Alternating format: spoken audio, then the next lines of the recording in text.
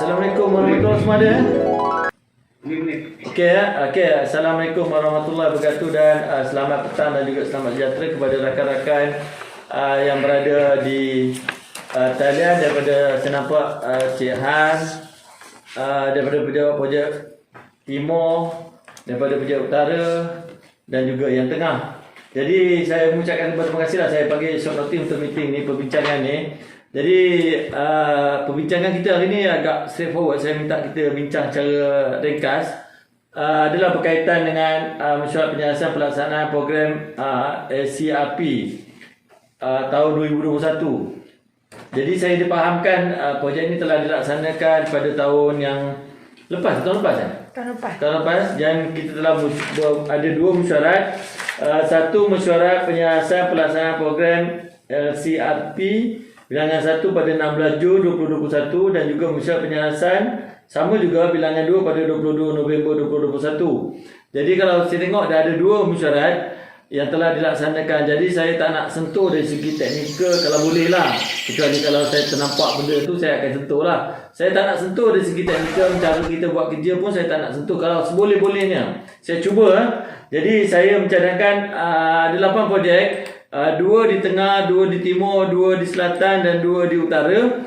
Jadi kalau boleh saya nak terus kepada projek supaya nanti bila kita bentang dalam mesyuarat JBP yang dijangkakan pada bulan April nanti, saya tak nak kita jangan bentang benda ni projek detail, sebab saya percaya kepada tuan-tuan dan puan telah membuat pendetailan tu, dah buat bengkel, dah buat FGD, dah bincang dengan PBT, dengan stakeholder dan macam-macam lagi. Jadi saya tak rasa saya tak akan sentuh perkara tu lah, seboleh-bolehnya lah.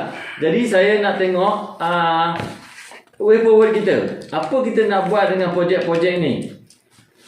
Contohnya lah, kalau katakan projek, saya contoh macam projek tu adalah projek yang kita kata macam projek pengenal pasti fizikal. So macam mana projek fizikal tu boleh dilaksanakan? Maknanya LCRP ni saya haraplah dia bukan menjadi satu kajian untuk kita engage FGD, engage dengan public dan engage dengan PBT dan juga stakeholder. Tapi macam mana kita nak bawa projek tu ke tengah? Tu sebab saya kata saya seboleh-bolehnya saya nak sentuh pasal teknikal. Saya nak tengok macam mana di akhir pembentangan yang ringkas nanti, apa kita nak bawa dengan projek-projek ni. Kalau boleh bawa, kalau tak boleh bawa, maknanya kalau next time ada projek tahun depan tahun ni.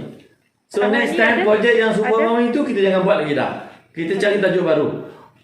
Contohnya kalau katakan ada satu projek tu, kalau kita dah bincang, saya tak tahu projek tu tak boleh, dah bincang-bincang pun dia habis macam tu, dia lemau lah. Saya contoh dia lemau lah. Jadi kita next time kita jangan buat projek macam tu. Sebab kalau kita buat, kita tak boleh buat pergi mana pun. Setakat buat kajian je kan. Jadi saya rasa kita dah buat banyak kajian dah. Jadi kalau dah buat banyak kajian tu, saya rasa kita stop sampai situ dan kita tengok apa projek-projek yang kita boleh buat.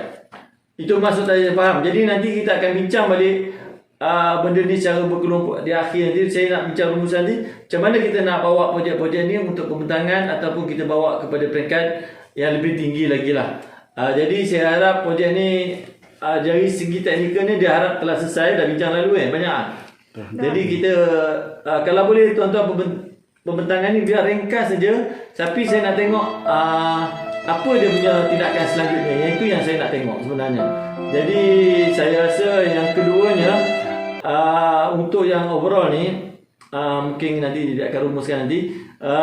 Tuan-tuan dan perempuan, saya ucapkan terima kasih lah. Sebab saya pun projek-projek macam ni sebenarnya kalau dekat pihak PBT dan juga negeri, benda ni dibuat senang je. Tapi kita ialah mungkin ada kaedah-kaedah pembelajaran yang kita boleh belajar. Jadi kalau boleh tu kita buat macam satu buku ke apa, booklet ke polisi yang boleh kita jadikan rujukan pada masa depan untuk kawan-kawan pada masa depan lah. Macam mana studi itu boleh dibuat lah. Jadi kurang-kurangnya boleh jadi rujukan pada rakan-rakan yang lain lah. Macam mana nak menjalankan kajian tu pada masa depan, macam mana cara dia. Jadi tanpa melengah masa, saya serahkan pada Puan Tolesi. Saya nak habiskan kalau boleh mesyuarat ni selewat-lewatnya habis 4.30 lah. Jangan lama sangat dah. Pukul 5 tu lama dah ni. Kalau boleh sejam lagi bagus. Kalau 3.30 lagi bagus lah. Pukul 4 lah. Kalau boleh pukul 4 kita ni dan kita rumuskan. Jadi saya serahkan pada Tuan Planner Tolesi untuk Seterusnya. Terima kasih Tuan Pengurusi. Selamat petang dan salam sejahtera. So boleh minta izin Tuan Pengurusi kalau Boleh. kita Ibu Jihan. Okey, untuk undangan kita ada 2 video.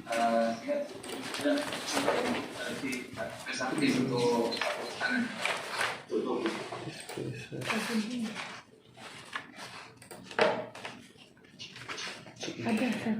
Jemput siapa? Cik An? Jemput petang. Assalamualaikum warahmatullahi wabarakatuh. Bila Allah untuk perancangan pengarah bibliotek, bantuan kajian dan masalah sekalian. Saya ingin bermaksud di bibliotek untuk menambah penyimpanan Siapa presenter? Saifuddin masuk. Pemilihan dan ruang dorong basikal di Bandaraya Melaka. Skop pemandangan nanti ke 11 saya akan duduk. Ya, betul. Terima kasih. Akan duduk kepada Netla.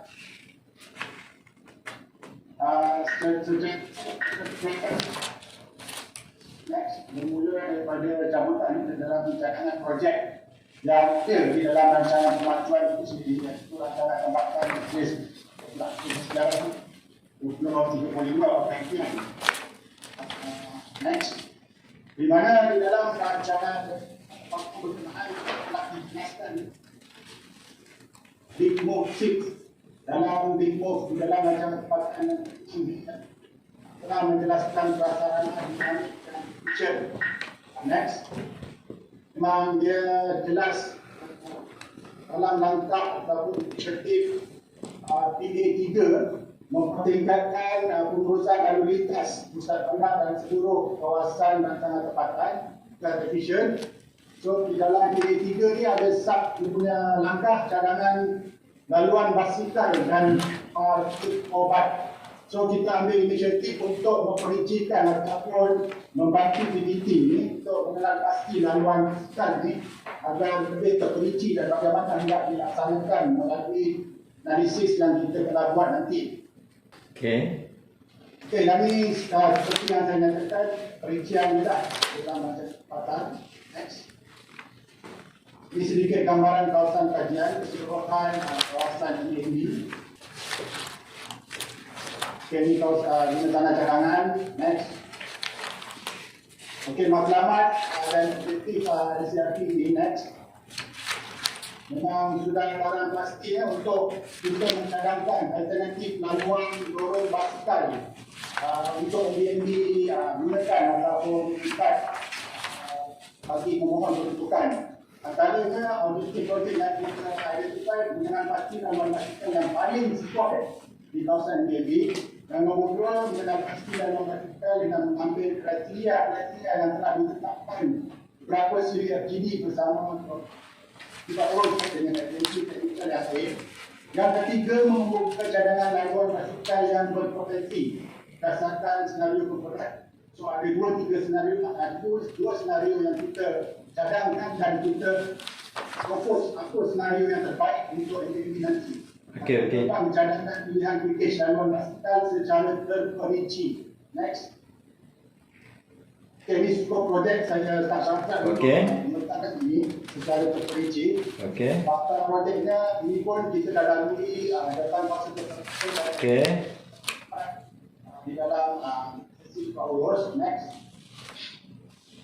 Okey, ini proses ataupun persyarat yang telah kita lalui. Next. Okey, garis panduan yang telah kita berikan sebagai rujukan telah hasilkan kajian ini dan mengambil arah kajian ini. Next. Okey, ini carta kepada Okey, tak apa. Kita berakhir pada akhir insyaAllah untuk skor projek ini di mesyuarat kawasan khas sebelum kita angkat ke PBT untuk mesyuarat penuh dan pelaksanaan. Okey. Next. Okey, ini saya kira kerangka analisis yang kita gunakan di mana di dalam LCRT yang berfungsi ini ada 4 kriteria dan kita untuk 6 sub kriteria. yang telah dipersetujui oleh semua stakeholder ataupun agensi yang dibincangkan untuk sampai ini. Dan daripada empat kriteria dan tujuh staf kriteria ini, kita projek ada dua ketepatan dan passion dan kita boleh gunakan buat si sekolah. Proses analisis yang telah kita laksanakan. Macam marah je. Kita bantuan offline bagi input kepada kaki. Okey. Kita rasa untuk mengatakan secara terperinci teknikaliti. Okey. Tak apa, ini dah bincang lama dah. Ada slide yang slide nombor 35. Banyaknya 35. Okey. Okey. Output analisis kalau logikal ni kita akan ada dua senario yang kita hasilkan daripada dapatan kita dan daripada analisis yang kita buat. Pertama adalah senario satu, iaitu aspek fizikal kemudahan sampaian. So di dalam aspek ini kita susun kriteria ataupun skornya berdasarkan kepada fizikal jalan dan sebagainya lah. So yang hijau itu kita dapati yang paling sesuai untuk dijalankan laluan basikal bagi senario ini. Okey. Okey, ini gambaran bagaimana perkalaan. So yang hijau tadi itu aspek senario satu, panjangnya adalah 65.41 km yang terdiri daripada 60 yang telah dikembangkan paling sesuai untuk dibuat laluan dorong basikal. Daripada 64 jalan, 64 batang jalan ini kita kelompokkan kepada 4 kelompok yang make sure that kelompok-kelompok ini continuity dia bersambung antara satu sama lain dan tiada parkir di bahagian tepi jalan. So kita kelompokkan 64 batang jalan itu, identify jalan-jalan mengikut kelompok-kelompok dan kita telah clusterkan dia dan kita dapat identify lah berapa batang jalan yang terlibat dalam setiap kelompok. Next. Okey, selesai untuk senario satu, kita pergi ke senario dua yang related ataupun kesemuanya adalah aspek keselamatan. So yang hijau itu kita dapati paling sesuai untuk aspek keselamatan. Kurang sedikit daripada senario satu, ada 60 dan 60.1 km panjang tahan. Okey. Dan kita membuat task yang sama, kelompokkan jalan berkenaan dari segi kontribusi dan sebagainya dan identify setiap kelompok batang jalan yang terlibat.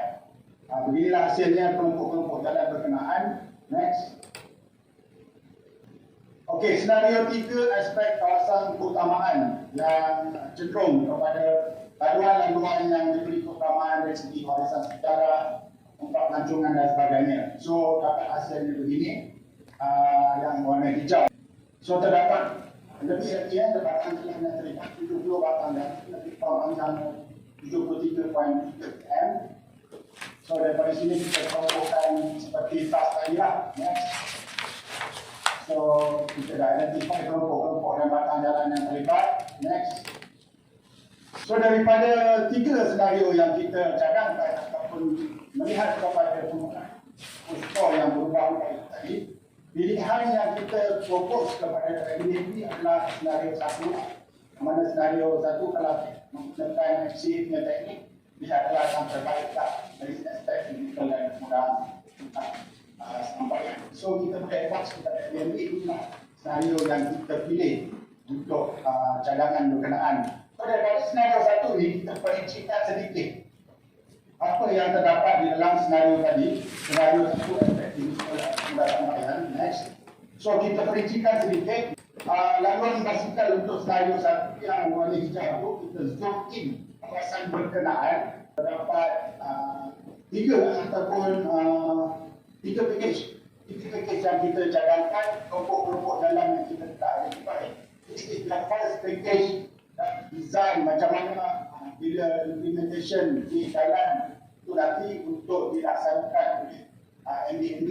Dia just letak dan gunakan detail design berbincang dengan jabatan-jabatan berkenaan untuk ambil di sebagai option untuk laluan package 1. Package 2 lebih kepada pasal pusat tangga, dia bersambung dengan package 1 satu boleh dilaksanakan secara berfasa jika PBT memilih untuk package 1 dilaksanakan terlebih dahulu, so dia ada option package 1, package 2 dan package 3. Next. So sedikit perincian untuk package 3 lebih kepada kawasan sungai dan kawasan sungai yang lain lah. So setiap itu kita perincikan. So ini merupakan outline daripada haluan basikal yang kita cadangkan tadi. Next. So apa yang kita boleh lakukan kepada cadangan ataupun hasil penemuan ataupun kajian kita. Satu, kita harus ada pemakluman pikiran melalui masyarakat majlis atau supaya benda ini boleh diangkat dan dijadikan satu aktiviti sebagai agensi ataupun demonstrasi untuk ambil cadangan kita ni, perincikan dari segi DQ, pasal-pasalan, mohon peruntukan, design dan sebagainya. So kalau kita perkara ini, kita akan kolaborasi sama-sama aktiviti kita dan seterusnya kita laksanakan ataupun agensi kita dalam konteks ini yang akan sekian untuk pembelaan saya. Okey, terima kasih sampai 61. Okey, yang ini saya nampak ada, yang tadi tu pun ada sinar lah. Tapi yang ini sebab saya faham lah. Sebab saya dah duduk Melaka, saya tahulah benda ni. Cuma macam ni lah, Cik Han. Yang nombor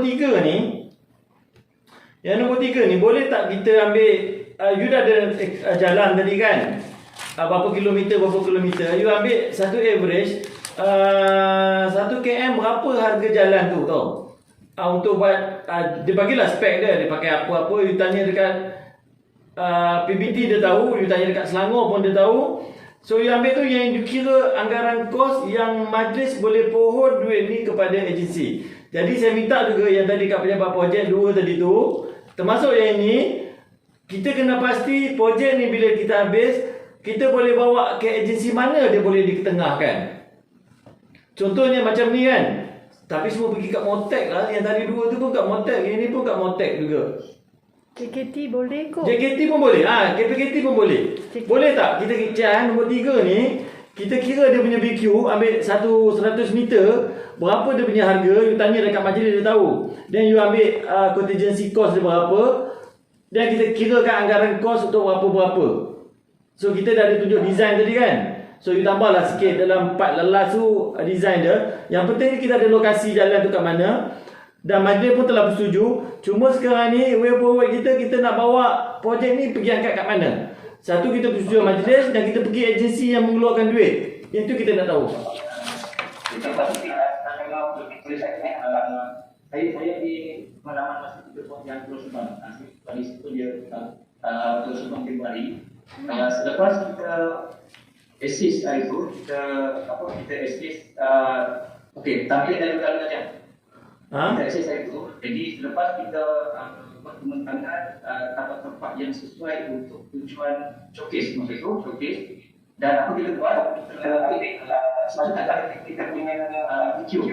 Jadi kita bawa permohonan itu dan kita dengan form JKR dan juga majlis sampai kita dapat dalam dia dan dia punya jabatan yang lain kita bantu kita buat perkiraan. Saya pasal itu dia terus kuatkan kepada JKT dan alhamdulillah duit itu dah dapat sebenarnya. Macam tu sekarang ni you ambil boleh. Okey. Ya.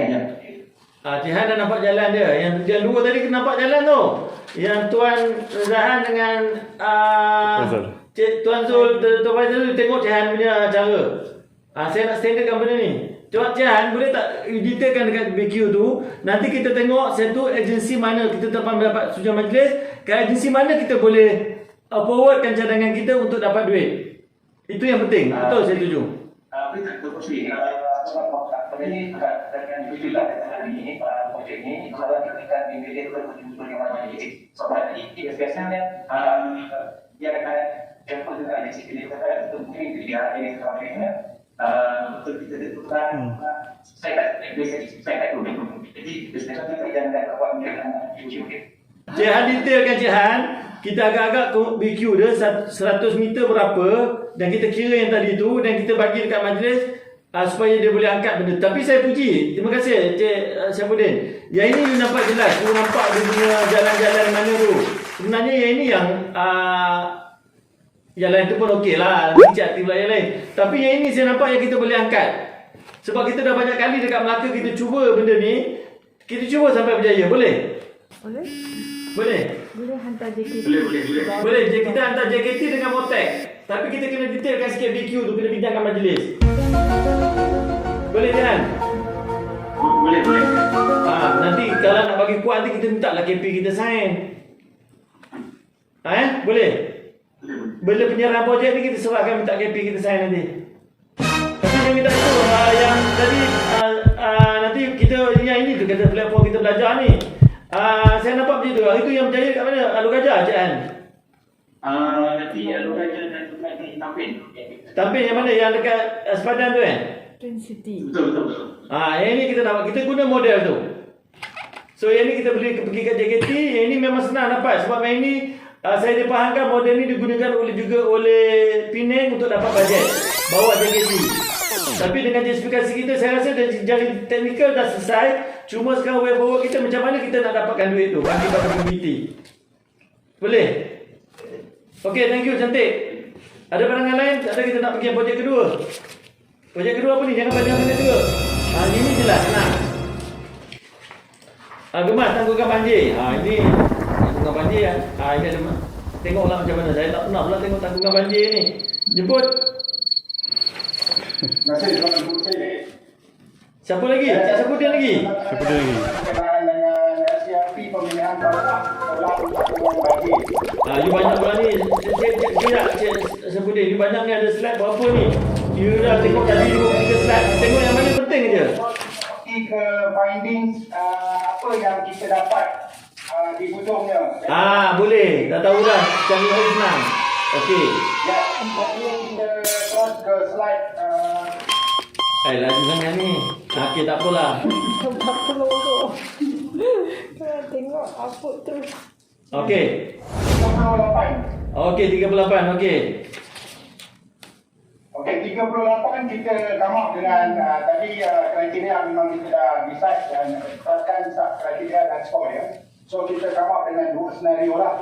Of course lah untuk kawalan takungan ni kriteria paling rendah memang akan menjadi one of the kriteria. Tapi untuk senario pertama ni kita mengambil kira aspek ekonomi, iaitu kawasan-kawasan pertanian, bahkan pengambilan ataupun tanah yang dibuat tu lebih ekonomik lah berbanding dengan tanah-tanah yang lain. So yang ini kita akan sama dengan kawasan aspek ekonomi ini yang bijak itu adalah kawasan yang paling sesuai untuk pemilihan tapak kolam takungan banjir lah. Yang dicokat tu ada di bahagian utara sedikit dan di bahagian selatan sedikit. Dan portion memberi option lah kepada agensi pelaksana untuk senario 1 ni dijadikan sebagai tapak kolam takungan. Ini perincian lot-lot yang terlibat bagi kawasan berkenaan di Kampung Ronda di bahagian utara dan hampir sedikit dengan Pekan Gemas di bahagian selatan lah untuk kawasan kolam takungan ini. So ini memang related dengan aspek senario 1 lah. Okey, senario 2 pula kita mengambil kira aspek alam sekitar dan sosial lah. Yang ini of course kita masukkan juga kriteria berhampiran dengan sungai dan sebagainya lah. Findings dia lebih kurang begini, sama juga dengan senario 1 tadi, cuma ada penambahan sedikit di kawasan selatan Pekan Gemas dengan di kawasan sedikit di kawasan tengah berhampiran dengan kawasan industri Seri Aden. Jadi pendetailan lot-lot yang terlibat di dalam kawasan berkenaan, 2 kawasan portion yang keutamaan yang kita bagi. Ini dia punya perincian dia, lot-lot yang terlibat. Okey, pilihan senario terbaik yang kita boleh advise kepada JPS ataupun PBT jika hendak melaksanakan projek ini. First, senario yang pertama lah, iaitu mengambil kira aspek ekonomi. Okey, setelah kita memperincikan lot-lot yang terlibat tadi, sama dengan kes yang Airbnb tadi lah. Dan itu kita akan come out dengan detail collaboration dengan JPS JPS memang mengadu-adukan dia punya cadangan kita ni untuk dia mohon peruntukan dan menggunakan peruntukan sendiri untuk kita design dan mereka design lah. So tak payah mereka membuat analisis terperinci lagi sebab kita dah assist dia untuk memilih tapak yang bersesuaian untuk kolam takungan banjir. Sebahagian daripada keadaan Sungai Muar yang dikenal pasti ada beberapa kolam takungan yang perlu dilaksanakan untuk mengatasi masalah banjir di kawasan berkenaan. So, kalau kita ada option, ada dua option sama ada JPS itu melaksanakannya untuk kedua-duanya dan option yang kedua, PBT akan melaksanakannya. Setelah melakukan perbincangan dengan Majlis Negara Tampik, kawasan selatan itu dipilih sebagai kawasan untuk dilaksanakannya sebab masih kawasan operasi majlis yang bahagian utama itu di luar operasi majlis. Sekian perkataan Tuan Busi untuk pastinya dan kita mengambil iktibar yang kita tidak untuk perincian dan memutuskan kepada Cekap dia orang. Cekap dia orang. Tapi jadi terima kasih. Yang ini nampak spesifik lah. Cuma satu je Cik ni. Saya rasa ini mungkin kalau kita sekarang ni musim banjir kan, berlaku banjir kan. Kalau boleh kita masukkan data-data banjir di Tampin, saya tak maulah itu dia teknikal you dah bincang kan di Tampin dekat kawasan-kawasan ni. So kita tengok satu dari segi kepentingan tapak ni untuk mengatasi banjir. Itu JPS kan adalah you bincang balik. Tapi yang pentingnya yang nombor 3 tu you kena detailkan balik. So lepas tu kita punya way forward, agensi mana kita nak bagi? Satu PBT, satu JPS dan yang ketiga KASA. Kalau perlu kita hantar kat KASA, kita hantar tu kat KASA. Kita melalui majlis lah. Kita kalau katakan you fikir lah, kita ada kolaborasi antara JPS, JPBD dan juga majlis. Kalau perlu tiga-tiga tu saya sign lah tiga-tiga tu. Boleh tak? You fikirlah cara kaedah. Jadi projek ni dapat. Bukan dapatlah kita hantar dengan dapat persetujuan ketiga-tiga agensi tu. Boleh? Boleh. Tadi yang Datuk Sri punya tadi berkaitan dengan banjir memang kita ambil rasanya dalam okey. ini. Tadi kita akan gunakan SOP tadilah untuk kita terus dapatkan baik. Nombor 3 tu kena detail boleh Jahan Saya tengok benda ni bukan sebab saya lalu, saya tengok benda ni dia dekat masjid tanah tu macam ni ke Cik Saifuddin dia punya konsep. Dekat masjid tanah tu yang dia ada tepi jalan tu yang dia buat kolam takungan tapi cantik dia jadi kawasan rekreasi. Tuan-tuan perasan tak? Betul. Konsep tu sama kan? Ya. Dia letakkan gambar kat situ, bawa lah masuk dalam report tu. Betul kan? Yang itu konsep tu bagus. Tuan Cik Kamadir pernah pergi? Tak pernah pergi? Pergilah dekat masjid tanah. Yang itu konsep dia bagus. Saya rasa itu konsep yang paling bagus lah yang dia buat untuk tapak ni. Jadi sekarang ni kita putuskan. So tadi kita dah banyak kan, dah belajar, dah makin banyak, kita pandai sikit lah. Okay, minta yang lain tu belajar juga. Satu kita dah kena pasti kena buat BQ. Kalau detail kat tadi macam 2 projek tadi kena detail lah projek-projek yang kita hantar. Lepas tu agensi mana yang kita nak hantar benda ni, kita punya target untuk hantar permohonan ni. So nanti presentation kita nanti tak payah cerita panjang-panjang menjela-jela apa konsep-konsep. Yang penting way forward kita nak bawa ke mana projek tu. Boleh ya? Boleh ya? So tak adalah panjang presentation, biarlah JPP tu pendek. Nanti kalau katakan 6 projek tergolek nanti orang nak dengar nanti ni. 8 tergolek kita nak dengar ni. Saya dah nampak dah tuju dia. Terima kasih tuan-tuan dan puan-puan. Bantu saya. Saya pun bantu dapat idea daripada situ lah. Boleh ya? Tuan Han boleh ya? Boleh. Okey, cantik. Okey, terima kasih Selatan.